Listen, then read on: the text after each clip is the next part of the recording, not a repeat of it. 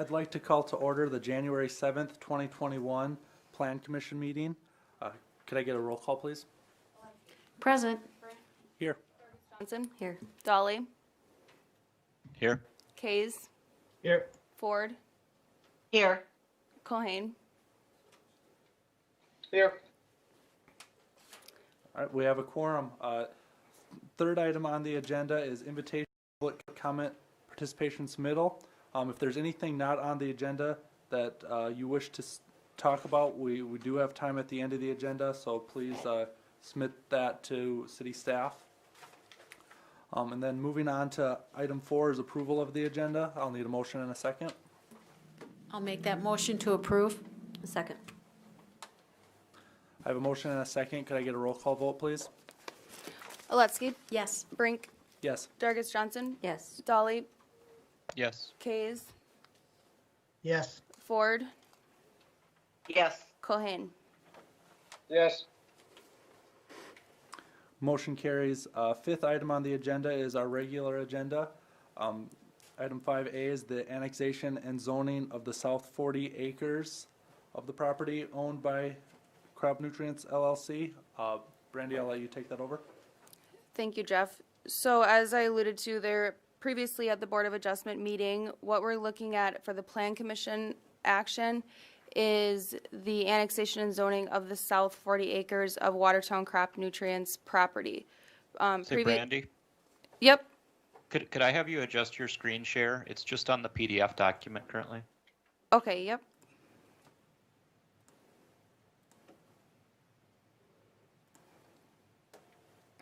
Can you see the GIS map now? Yep, thank you. Yep. So here you'll see again, the yellow outline is the city limits, and then which that portion was previously annexed and zoned in 2011 and brought in as I-2 heavy industrial. And then the south 40 acres is what we're looking at today, that was not included in that annexation and zoning. So I think with that, I can open it up for discussion and questions. Mr. Chair, Yes. Brandy, what does the comprehensive land use plan say about the long-term use of this property? It does show it as I-2 heavy industrial. Thank you. Brandy, did the current owners own that land when it was brought into the city, or did they purchase that afterwards? I am not sure about that, but I believe that they owned it. Because the rail spur was included on that property prior, obviously, to it being annexed and zoned. So I would imagine that they owned it. You mean the 40 that we're dealing with now? yeah, Watertown Crop Nutrients? Yeah. Any reason that we didn't bring that in then? Of course, none of us would know, right?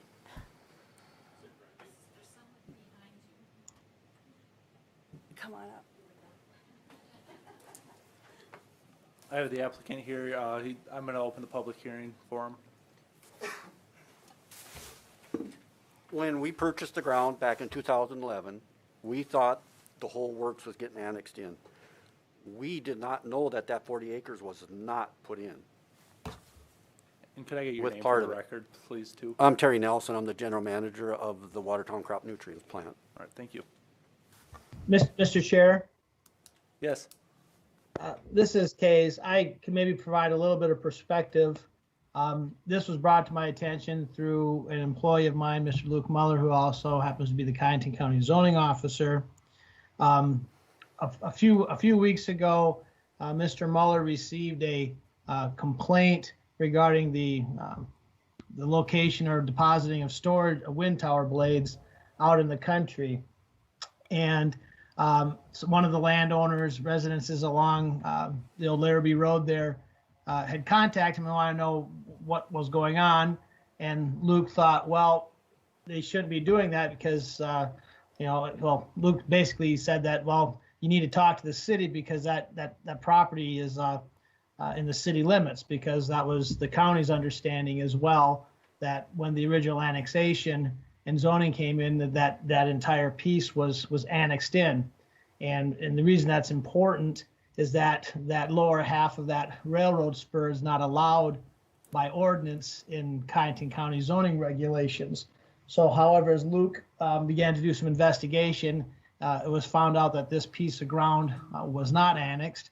Why it was not annexed, Luke was not sure why that was. It was the county's presumption that it was annexed, and that's why the county had not been involved with any sort of enforcement or zoning actions over the last 8 or 9 years. And so that's kind of how we got here today, is that the county became aware. I don't think staff was even aware. Most of the staff that are on staff today weren't here in 2011 when this came to be. And so what I think we're just at is trying to reconcile what did not happen, or what was perceived to happen but did not, go through fruition back in 2011. Hopefully that shed a little bit of light. Yeah, thank you for that. It certainly does. Like you said, most of us weren't here in 2011 as far as this board and staff goes. So I do appreciate you doing that research, or having Luke do that research. And I also just want to mention that today, with our action of annexation and zoning, it doesn't affect the right to use a railroad spur. I just want to kind of make that clear. I mean, we're just saying, if approved, we would be saying that this piece of property should be zoned I2, and doesn't necessarily go back to the conditional use that was previously talked about. So kind of wanted to try to clear that. Right, and so even if if we move forward with the annexation and zoning, it does have to be acted on, or has to have one reading at council, and then the second reading is where they take action. So actually, it'll all kind of come together at the same time, being that we have to postpone the action on the conditional uses. And so then we'll come back, and that's where we can implement the conditions for what their uses are. But because the comprehensive land use plan does show this as I2 heavy industrial, staff does recommend approval of the annexation and zoning. And then it will make all of the property within city limits. What about the legal description? How does that work? I didn't get a chance to check it out. Is it on 2 different parcels in the legal description and taxed 2 different parcels, or is it taxed as 1 parcel and legally described as 1 parcel? I don't see that because that goes to our corporate office, so I can't tell you. I'm going to look at the record number. Yeah, 'Cause I don't that's get to easy see none enough of to that. get onto the courthouse records. They are taxed separately right now because this one does remain in the county. They were bought at the same time, and Yes. they were bought at the same time and legally described separately.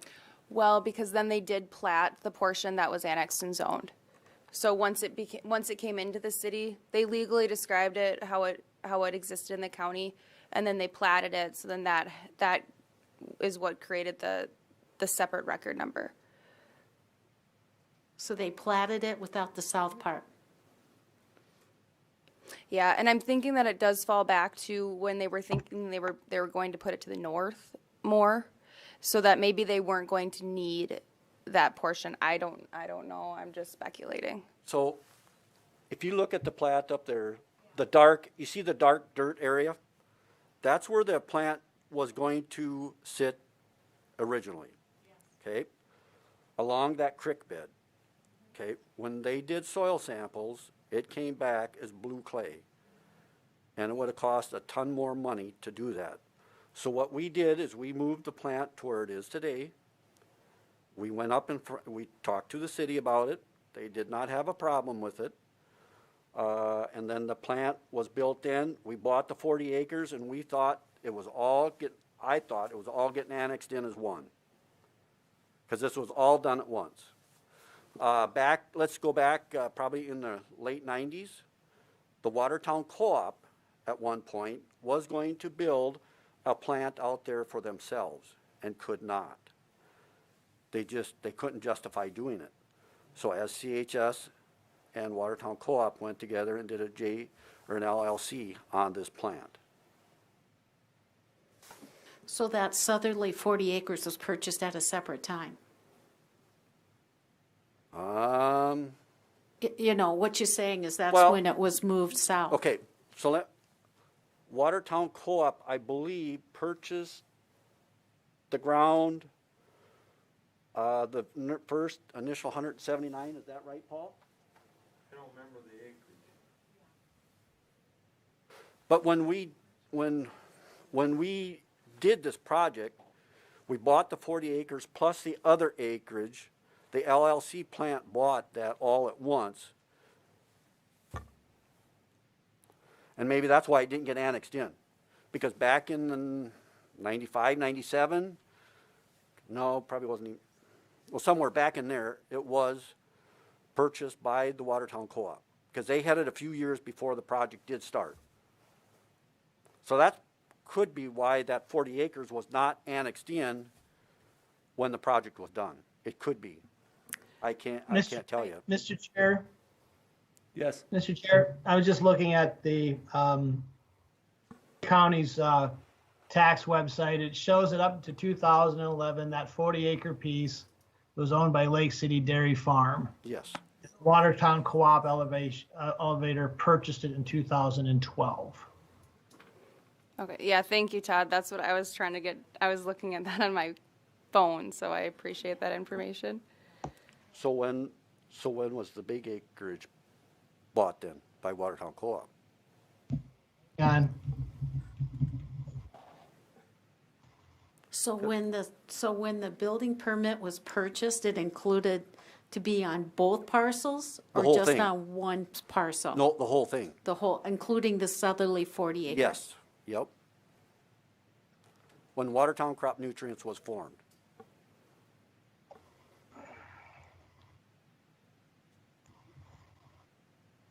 well, Mr. Chair, the lot, is it lot 4, the Watertown Crops Nutrients Edition shows that it came into being, taxes were paid in 2010 by Watertown Cooperative Elevator Association. And then in 2013, the Watertown Crop Nutrients made the tax payment. And that would have been probably right. Yeah, because we started dirt work in the fall of 12, I believe. Like September, October, I believe, they started the dirt work. I'm just wondering, you know, as the building permit was purchased on just that northerly part and then you moved it? Or was it the building permit on both parcels? I wouldn't have gotten it, I wouldn't have been involved in that. So the building permit, so it was annexed in August and the building permit was issued in September for the fertilizer warehouse. And that was on, I mean, so then they did just plat this portion. I could not find any details about when the rail spur went in, but as far as the building goes, because there was not a permit issued for that, from what I could find from our historical data. For the spur? Yeah. Oh, there should have been. Yeah, I would imagine that there would have been construction plans submitted, similar to a street project, although it's not dedicated as public right-of-way. But I don't think that really impacts No. what we're doing today. We're just talking about the annexation and zoning, not necessarily the use on it per se. Yeah, Mr. Chair, I would agree with you. I mean, what we're at here is whether or not the proposed, whether it's in one piece or two pieces, does this property look to be annexed? Should it be zoned I2? Should it be consistent with our long-range land use plan? That's basically the question before us. Yes, that's correct. And so maybe city staff can help me. Do we vote on the annexation before I officially open the public hearing and let everyone speak on the zoning, or is the public hearing open and then? Yeah. I see it in 1 and 2, I just wanna make sure I'm doing it right. Yeah, so for the, we'll just open, well, typically we open the public hearing for both, but people usually speak in just the one. And I do believe I did open the public hearing, before the owner spoke, so public hearing is open, so if anyone, else would like to speak in favor of or against this item, please feel free to.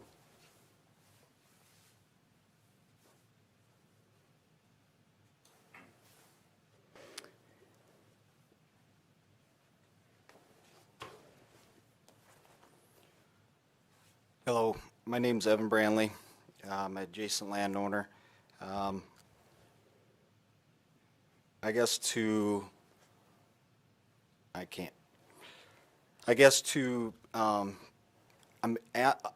up here asking for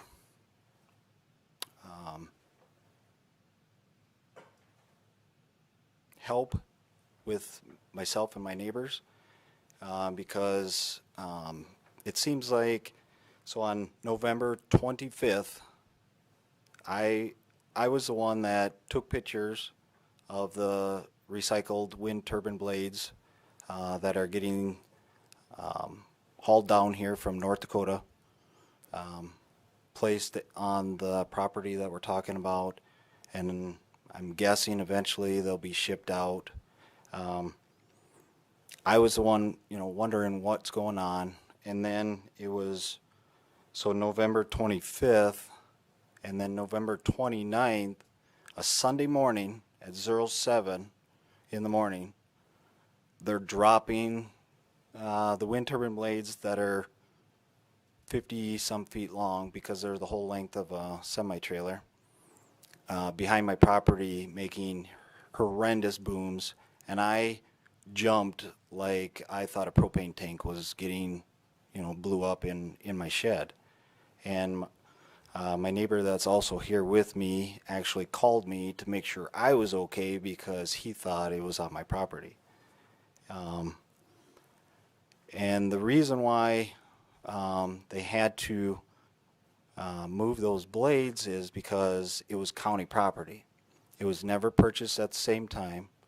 The co-op bought it in 2008 for $946,000 from Lake City Dairy. The third parcel that we're talking about annexing in was not purchased at the same time because originally the plant was not supposed to be in that area. So it was frustrating to me. Now they're starting to stack pretty much garbage junk behind my property. When I look out my windows is what I see. So the county then made them move it to the north, directly behind my other two neighbors that was within the city limits, even though they didn't have a variance or allowed to stack on the property.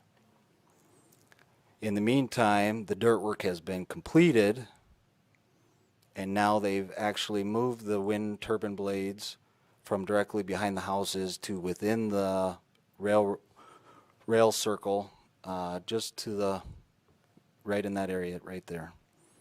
And I'm guessing, because I haven't looked lately, but there's probably 200-300 blades sitting back there. Now with that, and noise of the train and noise of the turbine blades, there's flat cars. So for years and years and years, they've been sitting south of Watertown on the railway. And I mean, anybody that goes south on Larrabee Road, you see those flat cars. I mean, if they're not there, you're like, what the heck? Well, guess where they're at? They're directly behind us now, in and out. So these guys, they talk about grain cars going in and out, fertilizer cars going in and out. Yep, they're telling the truth. They're not talking about the flat car that has to leave for a bean car or a grain car to come in. Or as soon as the grain car goes out, the flat car comes back in.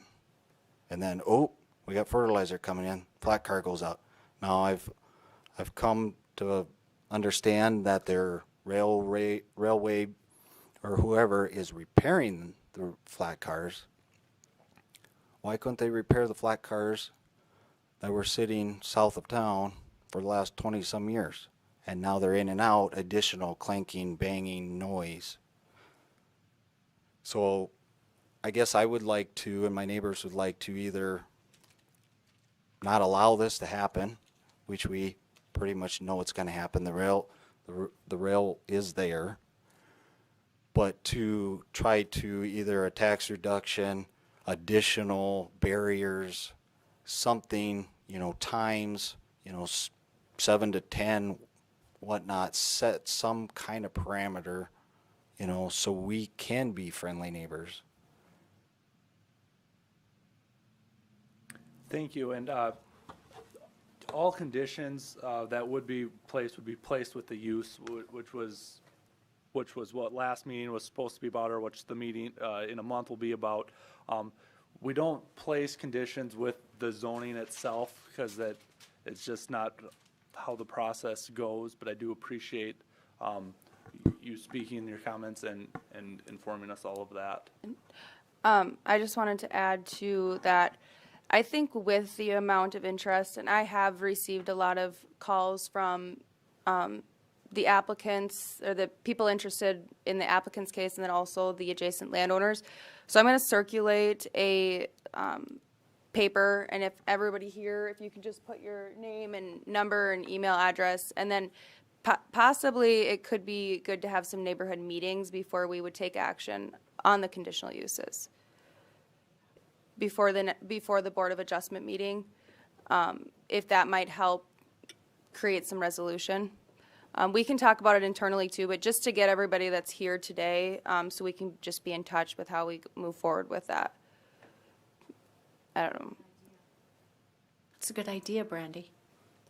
Yeah, I agree. I think that would allow for some time to potentially work things out and have the neighbors be able to ask some questions and things of that nature.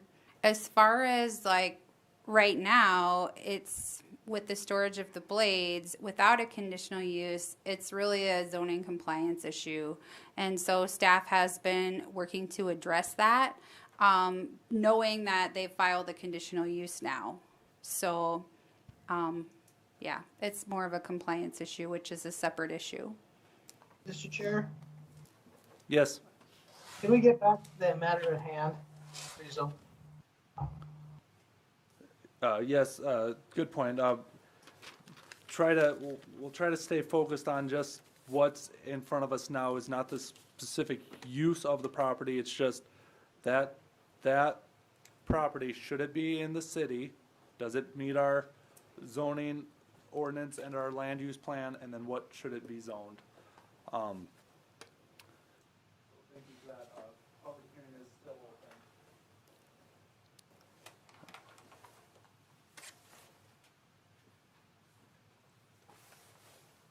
open. I'd like to just clarify a couple things on the cargo box car trains that are coming in. They have been sitting from Watertown to Huron. Okay, we really have, once we build that track there, the railroad has use of it at any time that they would like. We really don't have much control of it. So what they're doing and why they're bringing them in there is they got to go around. They're bringing the cars back into Watertown. They're servicing them, making sure that they can go back out onto the rail to be used, and they're going out. The last train, from what I'm being told today, is the last train is today, and they are done. Thank you. Thank you. Okay.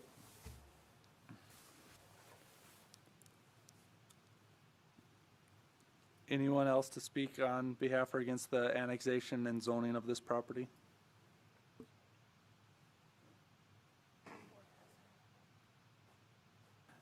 And Ford, I see you have your hand up. Is there a question you'd like to ask? I'm just a little bit confused about this rail spur that's on this 40 acres that we're talking about annexing, it sounds to me, and please send me in the right direction, that rail spur is not allowed by the county. Is that correct? It's on county property right now? Mr. Chair, Go ahead. I can only tell you what the zoning officer for the county has told me is that the county zoning regulations do not allow for the railroad spur to be located on agriculturally zoned property. So it would be an illegal use in the county. And again, Mr. Muller had stated that the reason the county had never looked at this or thought about it is because there was their understanding that this property was already annexed into the city. Otherwise, this probably would have been before a different planning commission and a different board of adjustment sometime between 2011 and now. All right. Thanks for that clarification, Todd. And I'm kind of looking at the purposes of the I-2 heavy industrial district. And I think annexation is the issue here, but also protecting the residential area is part of that purpose. And it's stated quite clearly that I-2 are generally not zoned in abutting a residential area. So while the homeowners there are discussing conditional use issues, really, it also refers to the fact that we're talking about annexing an I-2 next to a residential area, which is specific to the annexation issue. So we have, I think, to think about that also. Here we have a rail spur, which likely shouldn't be there, and we're talking about annexing an area into I-2 next to residential people. It's quite, I mean, where does our weight fall? Where do we look at as being the most critical issue? What should we think is the thing that should tip our vote one way or the other? I'm just curious what other people might think.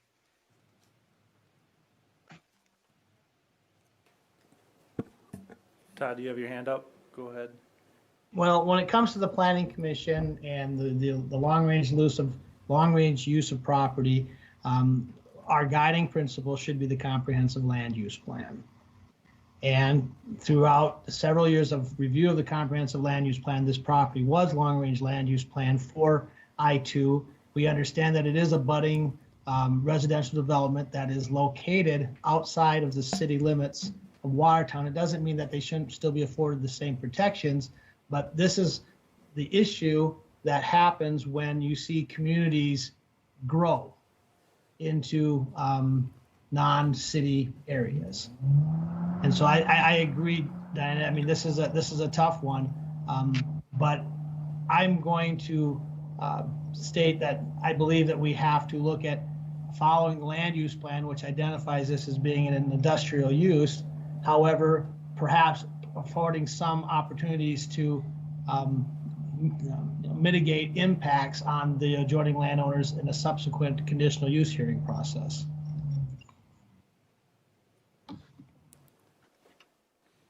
Thank you for that. There's a gentleman sitting at the podium. If you please state your name. My name is Mark Walsh. I live at 2803 7th Street, one of the adjoining landowners. I would honestly say one of the neighbors' biggest complaints is when this was all coming, their plan was to have a minimum amount of trains per year. Anymore, it seems like there's a train back there. It seems like 5 out of 7 days. It runs behind our houses. It bangs constantly throughout the day, the night. You can no longer get a full night's sleep. I understand if it's a minimal amount of time per year to unload cars. That's what we agreed upon when this all come ahead. But when now you got a train station back there, it seems like 7 days a week between dumping the blades at 7 o'clock on a Sunday morning. This is country. That's the reason we moved out there, for peace and quiet. Now all of a sudden it's like a shipping yard. This is our biggest complaint. The train comes in at night, they park behind our house. instead of going into a more vacant, like the northeast corner of that property, where there's no housing, and that train will sit back there and drone all night long. We understand the fact about being a good neighbor, but you know what? We all like to get sleep. We all have jobs, responsibilities. And when you live out there, now your property is depreciated because you got a shipping yard behind your property. I mean, yeah, the taxes don't go down by no means. I mean, it's just, we understand. I've been there for 20 years. It was peace and quiet. Now it's extremely loud all day long, every day. And when you cannot sleep at night, that's our biggest complaint. And the train, I mean, we understand they're noisy, but it squeals and bangs when it unloads all night. Plus, it seems it sits behind the houses. So what, is there any way they could possibly put up signage when the train does come in at night, just to try to be a good neighbor? Or, I mean, I've seen the train come in at noon, and they don't start unloading or making noise till 5 o'clock at night, and it goes till wee hours of the morning. So we don't know who's got control of the train as far as loading, unloading. That's, you know, probably one of our biggest complaints. We understand they're not going to go anyplace, but just try to respect the neighbors. Just like, I don't know, I guess that's probably one of the biggest complaints for all the neighbors. I've talked to the neighbors all the way to the south, down on the south curve, and they hear that train. So it's not just the immediate 5, 6 houses right along that southeast corner.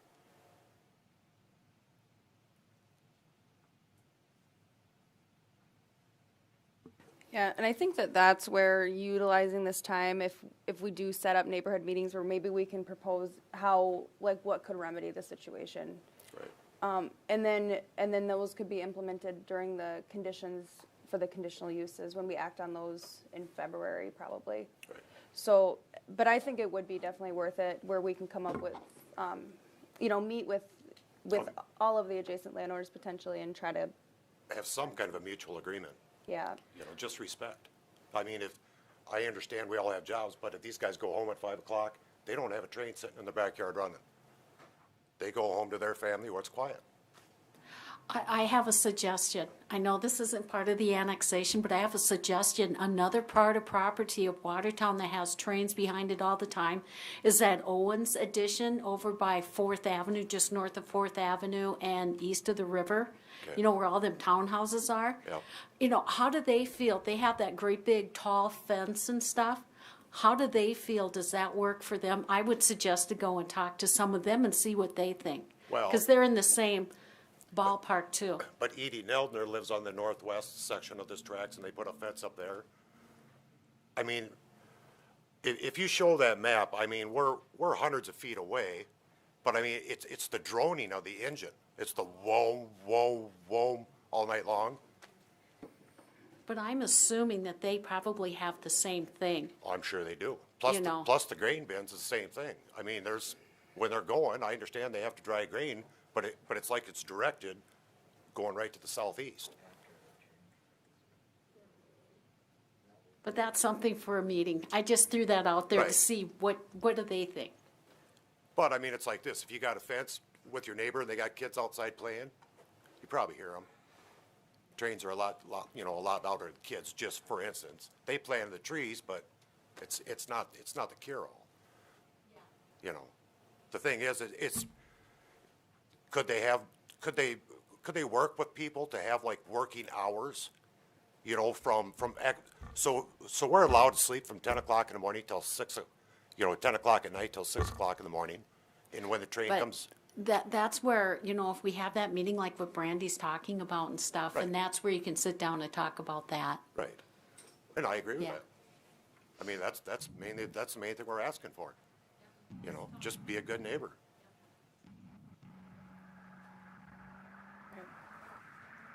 Thank you. Thank you.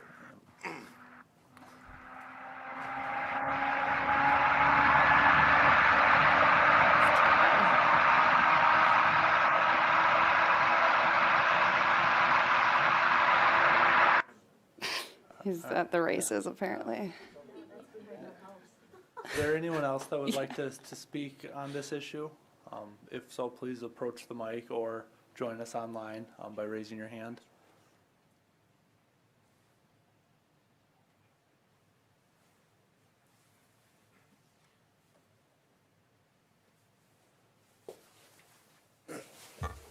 Okay, so as far as the cargo cars, trains, them are done. And I do apologize that, but I have no control over them. As far as our operation at Watertown Crop Nutrients, we unload cars when trains come in. We start our system at 7. By 7:15, we are starting to unload. Usually by 6 o'clock at night, we are trying to be done with our unloading procedure to give our neighbors peace and quiet. And we park our engines on the north side of our building. That's where our engines sit. And I've got a train coming in a couple weeks. If you guys want to come out and look, you're sure welcome to. That is fertilizer. That is totally different from grain. When a grain train comes in, you've got so many hours to load it. And we have no control when them trains come into Watertown. I think I've been fairly decent with my neighbors. We tried to contact the city multiple times to our mayor to find out what we needed to do on the wind blade turbine deals. Never received a call back. In October of 19, I called in, left a voicemail stating that if I don't hear something on what we have to do, we're going to move forward with the plan. A month and a half later, I got a call from a gentleman from the city stating that they were nervous about the railroad blades going around the roundabout. And I said they had already worked that through, but that project fell through. So the wind blades today that are coming in, they are from North Dakota, yes. And what they'll be sitting on the pad.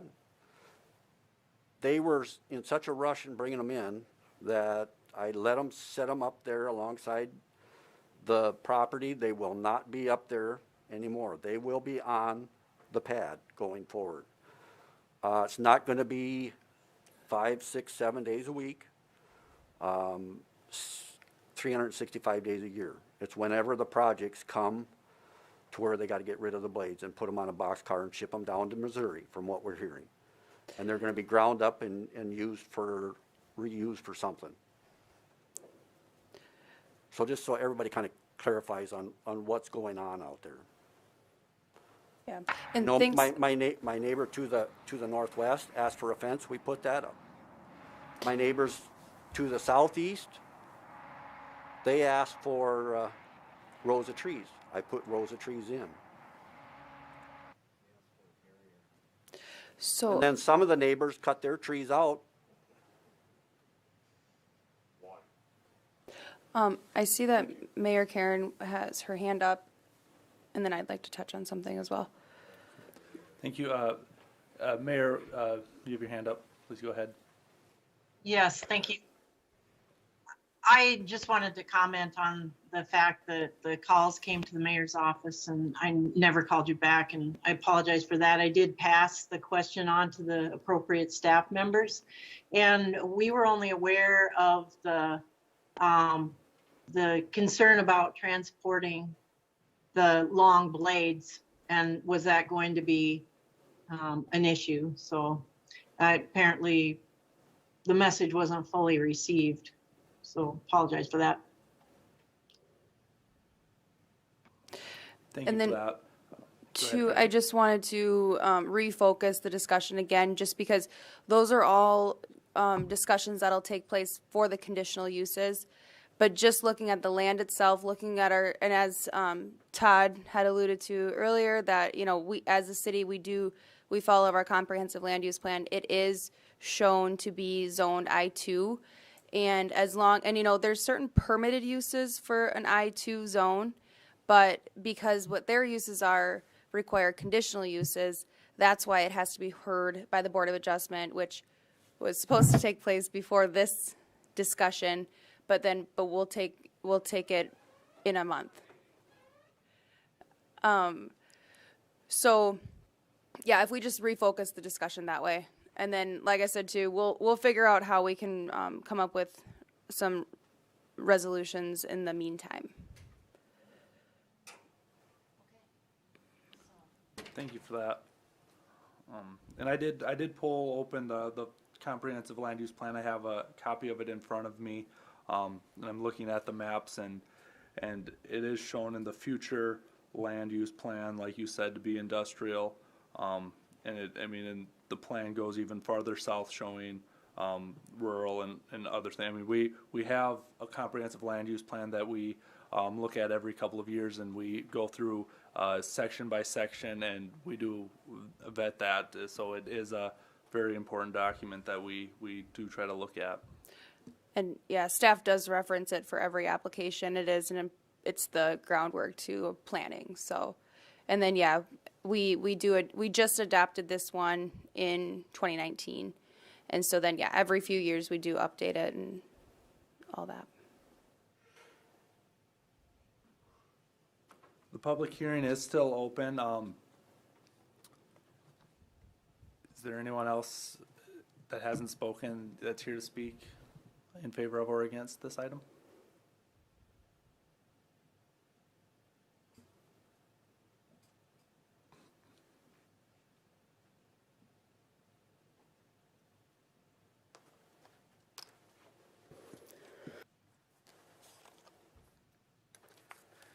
My name is Lanny Kirsch. I'm manager at AgWorks Co-op.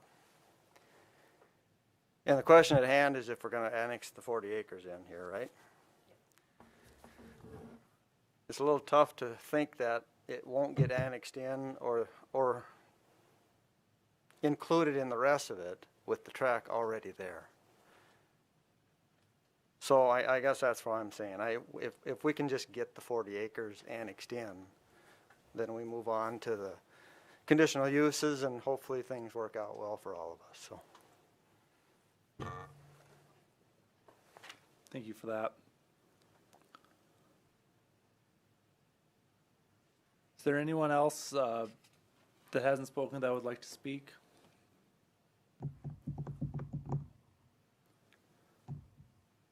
Hearing none, I will close the public hearing and ask for a motion for resolution 2020-60, which is the annexation.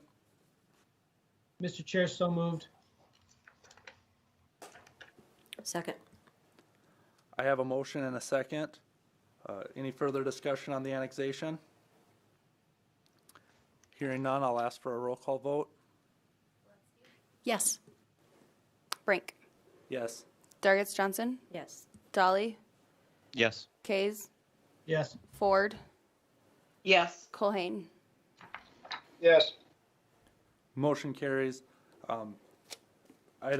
Next item on the agenda is resolution for 2020-61, the zoning. Could I get a motion and a second? I'll make the motion to approve. I'll second that motion. I have a motion and a second. Is there any further discussion?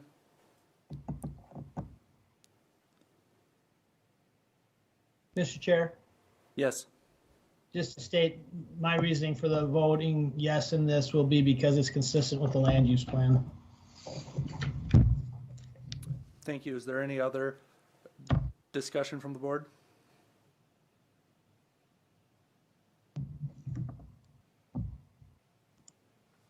Hearing none, I'll ask for a roll call vote. Aletsky. Yes. Brink. Yes. Dargits Johnson. Yes. Dolly. Yes. Kays. Yes. Ford. Yes. Culhane. Yes. Motion carries. Sixth item on the agenda is open public comment. Did we receive any, Brandy? No. And so that, for everybody that came today, that concludes any of the action taken for your items today. I'll be in touch when another meeting would be set up, for sure, for Board of Adjustment, and then potentially neighborhood meetings as well.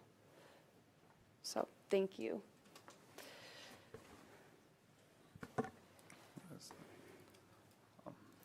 Otherwise, no, there was no open public comment. Thank you.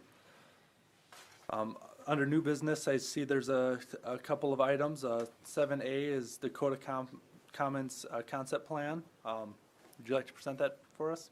Yes, thanks, Jeff. So these I just added kind of last minute, just knowing that the Plan Commission agenda was kind of light, just to give you guys foresight of what is coming for development-wise. I do foresee there to be a lot of developments coming forward as well, but just to get these out there, and if you have time, if you want to, you know, take extra time and look through them rather than when you get the agendas the week or 5 days before the meetings, just so you can make it work with your schedules as well.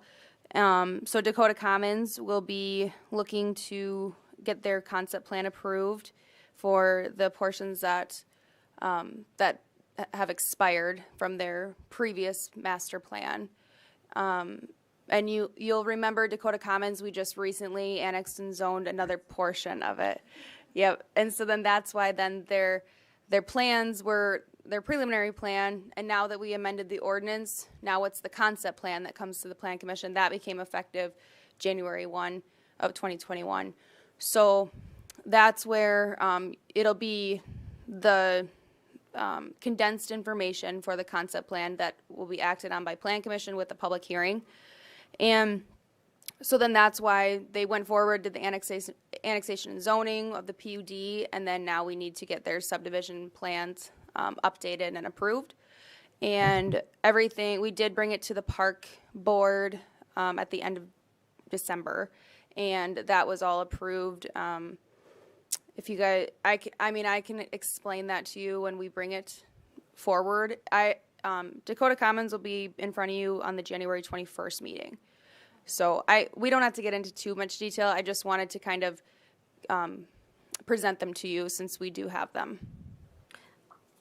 Brandy, just a question about all the cul-de-sacs, and I know that's kind of their thing down there, but isn't that something that we've kind of always tried to shy away from? We have, and so we've been working with, we have to a certain extent, except it also has been understood with Dakota Commons that is kind of their theme with the PUD and everything, although we would like to eliminate as many as possible. But they are looking at options for the future that they could do some through streets, and so I could see that changing in the future, in their future developments. But yeah, right now, and we did have, the design review team did meet, and we did bring that up, but there isn't anything that excludes them in our engineering design standards or in ordinance. It's definitely something that we try to avoid. If you see their developments down in Brookings, it's the same way. I know, but I mean, we go round and round and with, you know, garbage cans and snow and you know, just, I mean, I get it. It's nice you get a quiet little pocket, but. Yeah. Yeah, no, thanks for bringing that up, because I think as a community that is something that we do feel strongly about. What does Chip and the fire department think of that with the cul-de-sacs? Can we have this conversation next month? I don't even know, I can't see what you guys are talking about. Oh yeah, sorry, because you don't have the agenda in front of you. Yeah, I mean, and we can get into the details at the January 21st meeting, and then you guys will have, I mean, you'll have the information. It is out there, though. I'll pull it up here so I can at least share my screen for the remainder of the time. And just to add, we did talk with the developer, and he is interested in pursuing the phase 1, which you'll see to the northeast corner. Those streets and that infrastructure is already in place, and there may be a little bit more design flexibility and stuff as you get into the future phases in this southern part of the development. Big Stone Circle isn't developed yet, is it? No. I didn't think so. No, But Augusta is. Yep. Yeah. And Palisades almost to Lewis and Clark Trail, but not all the way. It does, so it extends a little bit to the south and then up to this portion. So When they come in with their phase one, they will not have any, so we still will have to enter into a development agreement with them. The street and utilities should be in, but they will have some drainage requirements that will still include with that. And then also sidewalks. When council approved the PUD zoning, they did ask that sidewalks be installed in the boulevards for those lots on the east side of Lewis and Clark Trail, so that there's pedestrian connectivity to get them to the interior pedestrian walkway system. So yeah, that's Dakota Commons. We thank you for that update, and also I believe you have an update for CAC second edition. Yep, and then CAC second edition is also one that we're working on.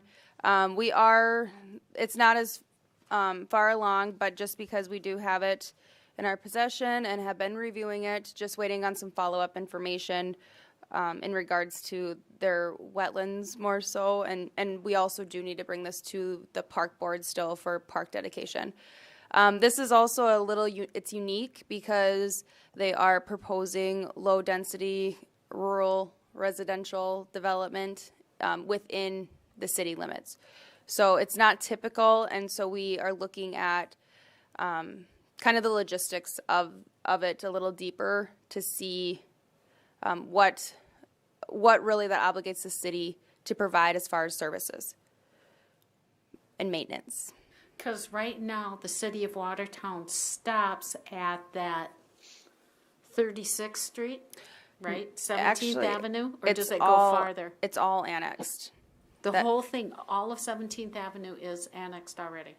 Over to the west. So you'll see there on the map, and sorry you guys on Teams, I'm just going to change it to screen 1. So it goes all the way over to that section line, 42nd Street? Yep. Really? Okay. Yeah. So we don't have to annex and zone it. We just have to, but I take that back. We will have to rezone it because right now it's zoned ag. So that'll all be part of their process. But 17th Avenue goes all the way through to 43rd Street? Yep, 42nd. Yeah, 42nd, sorry. Okay. Yep, it will. But it's not there yet, is it? No. Okay, that's what I'm wondering. Yep, this is Because just right now it stops at that at 36. 36th, yeah. Yep. Yep, so that would be the minor collector through the CAC subdivision. How are they going to get to 20th Avenue? From 42nd? Oh, okay, never mind. Answered my own question. Possibly. You mean this one right here? Oh, but you like mean down Porter further? White Yeah. And stuff is already there. Yep. So will we have a different zone for those? Those are in the county. Well, no, Well- once we annex it in, are we going to try to come up with another residential zone? That would be ideal. But we don't have one in the books as of today. So they would most likely, we do have standards for in the engineering design standards, we do have rural street section standards, but we do not, and it would be nice to have some type of low density. Well, I think we're going to, Residential. because with that much land, they're gonna want outbuildings and, Right. I think we should have a set of rules, or I would be thinking about it, because it'd be ideal, like you said, to be able to walk into that already saying, we're gonna annex it in as our, for, or whatever have you, and be prepared. Right. Todd, put your thinking cap on there. But what about like that Wait, low? I'm sorry. That's in the comp plan, isn't it, to one of the districts that we need to create? Yeah, it is. But I think right now, theoretically, you could accommodate a lot of those issues through a PUD. But are we going to take into consideration that lowland, like where it says Block 7, and then when you go south, that part where you see all them potholes and stuff, is that all Yeah. going to be addressed? They aren't going to be Yes. allowed to fill those in, are they? Well, and it depends if they're jurisdictional or non-jurisdictional, and that's all the information that we still need. So it is a little, it's premature at this point, but all good things. If if you have a moment to just go through it and jot down thoughts, provide them, feel free to send them to me. I mean, it's just because it was a light agenda where I just thought I'd give you guys heads up. Yes, and we appreciate seeing these plans before they come to us. So I do thank you for sharing those two plans with us. Moving on to item 8 is old business. Do we have any old business? No, other than I'm really regretting putting the sign stipulation for our notices. Because that wasn't required. It's not required by state law. It was just we were gonna go that extra step. So I think Luke and I told you not to. I Sorry. Yeah, we certainly apologize for that. We have been doing those, and but it sometimes it just happens. We've all done it. We've overlooked something, but we really apologize for that, and we'll make sure that it's advertised appropriately. And I just wanted to thank Brandy for all of her work. That last project and those last agenda items, she's put a lot of work into them, and has done a lot of research and has worked very hard. So we'll make sure that the noticing is rectified and move along. This is Ford. Yes, Ford. I agree. It's unfortunate that it happened on one hand, but on the other hand, we would have probably still been wrestling with some sort of an agreement between the property owners and the residential people on how that property was going to be buffered. So actually, the idea, Brandy, that you had of having neighborhood meetings, et cetera, is wonderful. Hopefully, they'll be able to have that ironed out, and it would make that conditional use meeting, the 1st of February, possibly go a lot more smoothly if those people have reached some sort of an agreement. And then we won't have to work through it at that board meeting. right. Yes. And Brandy, I'd also recommend and or suggest that, if those meetings are public, that we as Board of Adjustment members stay away from those meetings and just wait until staff comes back with the recommendations. Right. I think that would be best too. We'll try to come up with a resolution so then everybody can just present the solution and you guys can say, that's great. Hopefully. Because otherwise I do feel like it would have, and I had wondered that in a way too, that there's a lot to these applications. So it might have ended up that we would have postponed action anyway. So we'll chalk it up as that. Yeah, but to build that railroad spur, there has to be a building permit someplace. Otherwise, can they just build that without a permit? Well, it would be a private improvement, so it's not any right-of-way. We should have construction plans, though. But I'm not sure, because building permits apply to structures. I think I would view the railroad as an accessory use to those principal structures of, commercial grain hauling or, the elevator or whatever. It's a part of it. It's not the principal use there, but it would be an accessory to that. Yeah. They would not have needed a building permit? Not for a railroad, no, because I'm guessing theoretically, if you had a conditional use permit, normally you would just attach those uses. The ordinance says, accessory uses are those things that are generally incidental to the principal use. Well, the principal use is a grain elevator. There's not many grain elevators that don't have access to a railroad. Yeah, but even for accessory structures, we do get building permits. So we'll think about it and see what we can find if we look further too. I have looked into it and I have not found anything, but. If they didn't need one, because things are always changing, if they didn't need one, then that would be nice to know that there wasn't a permit that was required at time that they built it. Right. Yeah, because if there, there was a permit for the warehouse, for that fertilizer warehouse. And so at that time, it should have been caught as well. But then it shouldn't have been built within, crossing county and city limits. I think my recollection, because I was around, I just wasn't at those meetings at this time, but my recollection and the discussions that were going on with Craig Atkins and those people at that time was that there was going to be a railroad spur, because that's what the fertilizer plant was going to need. It was a railroad spur, to bring product in. And so I think it was all understood that there was going to be a railroad spur out there. Just whether or not it was in this location or on that 40, I don't remember that. But I would think at the time that they were building that railroad spur, that the neighbors should have been notified that there was a railroad spur going behind their homes. Well, they were notified when there was a public hearing on the annexation and the discussion of there being a railroad spur and a commercial fertilizer plant to be developed back in 2010 and 11. That did happen. So this isn't brand new. I mean, there was a public hearing on the initial annexation and zoning. Sure. Yeah, so then they were notified before it was built. That's my concern, that all of a sudden, boom, we got a railroad spur. Tough luck. Oh, no.